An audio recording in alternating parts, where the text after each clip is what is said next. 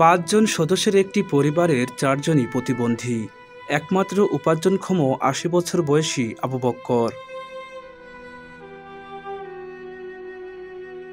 নিরাপত্তা প্রহরীর কাজ করে মাসে আয় করেন মাত্র ৫,০০০ টাকা।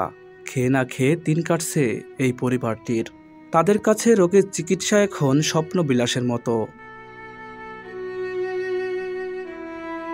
পরিবারটি ঝিনাইদহ সদর উপজেলার কালীচরণপুর ইউনিয়নের মান্দারবাড়িয়া পূর্বপাড়ার আবু বক্করের।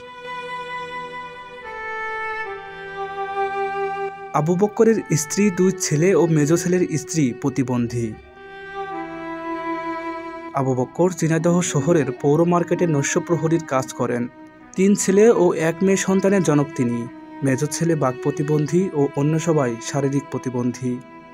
4 জনই অসাল, কথাটা বুঝেছেন। একজন ইনকাম করে, মানে 3টে ভাইয়ের ভিতরে একটা ভাই ভালো আর 2টো ভাই একেবারে অসাল। ওই কোনো রকমভাবে চলাফেরা করে। একটা তো বাড়িতে নড়তেই পারে না, আর একটা মানে কথা বলতে পারে না।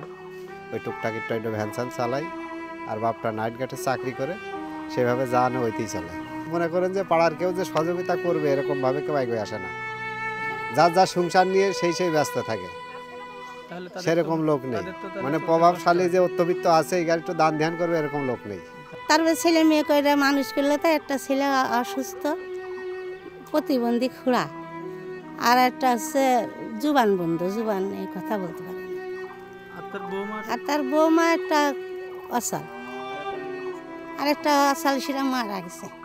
তাদের কিভাবে চলে জানেন? তারা তাদের ওইভাবেই চলে। তার বাপ ওই যেভাবে নাইট গেছে চাকরি করে, আর এটা ওটা কই চলে থাকার। সেজ মেয়ে ও ছোট ছেলে তাদের বিয়ে হয়েছে অনেক আগেই, থাকেন আলাদা সংসারে। ছোট ছেলে বাবার পরিবারে কিছুটা সহযোগিতা করলেও বাবা আবু বক্কর যে টাকা পান তা দিয়ে চলে না তাদের সংসার। আমার 2টো ভাই আছে। মেজে ভাইটা এক হাত এক পা পঙ্গু, সে প্যারালাইসিস হয়ে গেছে। আর বড় ভাইটা কথা বলতে পারে না, বুবা, সে ভাইটা ভ্যাল চালায়। আমার এই মেজে ভাইটা মাসির কাছ থেকে চায়ে শুনতে খাইতো, কিন্তু সে ব্যক্তি আজ 5 থেকে 6 মাস সে আর চলতে পারে না। সে একবারে বিছানধারা হয়ে গেছে, তার চলার গতিটা একবারে নিরুস্থান হয়ে গেছে। এখন আমি এই সংসারে কোনো রকম হেল্প করি। আমার একটা সংসার আছে, আমার সংসার চলতে হয়। আমি একটা ইজি বাইক গাড়ি চালাই, সে গাড়ি চালিয়েও আমি চলতে পারি না। আমার সংসারে 3-4 জন লোক, কিন্তু আমি পারতেছি না। আমার বাপটা 20 বছর নাইট গার্ডে চাকরি করে ঝিনাইদহ পৌর মার্কেটে। আমার বাপটা 5,000 টাকা বেতন পায়। সে 5,000 টাকা বেতনে এই 5-6 জন লোক চলা খুব কষ্ট হয়ে যাচ্ছে। আমার বাড়িতে এখন 5 জন লোক, তার ভিতরে 4 জনই প্রতিবন্ধী। কোনো চেয়ারম্যান মেম্বার আমাকে সহযোগিতা করে না, শুধু প্রতিবন্ধী ভাতা পায় এই পর্যন্তই, এর অতিরিক্ত কিছুই পায় না। গ্রামে প্রভাবশালী লোকজন আছে, কিন্তু কেউ আমাদের মুখও তাকিয়ে দেখে না। খুব কষ্টের দিন যাচ্ছে আমাদের।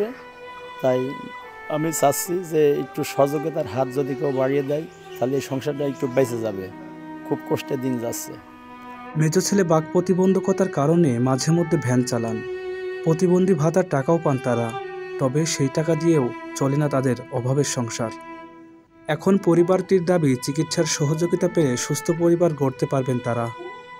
পরিবারের অবস্থা মানে খুব কষ্টই দিন যায়। তার কারণে সকালে আসি 8-9টার দিক বাড়ি যাই, সন্ধ্যে মগ্র বাদ যাই, দিনে যাই ওই লাইন গেছে চাকরি করি পৌর মার্কেটে, 5,000 টাকা বেতন পাই। ওখান থেকে আসি আবার সকালবেলা আসি ওই একজন হইলেও 2-1জন হইলেও তাই দিয়ে পকট করে আমার হইলে কোনো রকম হয়। আর এসে বাড়ি এসে সমস্ত কাজগুলো করতে হয়। একটা বৌমা আছে, সে কাজ কুল পায় না। এই বাড়িতে যে কাজ আছে কাজ করে আসি আবার করতে হয়, সব করতে। ওই মেজে ছেলে যা পুড়ে আছে, পায়খানা করলেও গোসল করলেও সব কিছু আবার করতে হয়। জি, পড়ে আছে, প্যারালাইসিস হয়ে গেল।